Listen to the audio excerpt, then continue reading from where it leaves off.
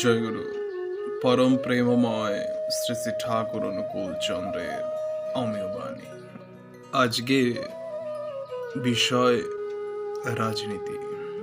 বর্তমান সময়ের পরিপ্রেক্ষিতে যে বিষয়টি খুবই প্রসঙ্গত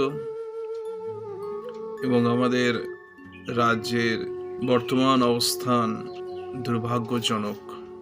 বিশেষ কয়েকটি বর্তমান ঘটনা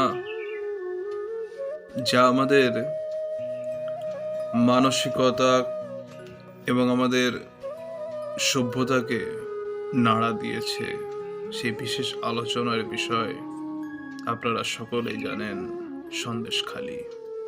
ভালো রাজনৈতিক ব্যক্তিত্ব যদি হতেই হয়, তবে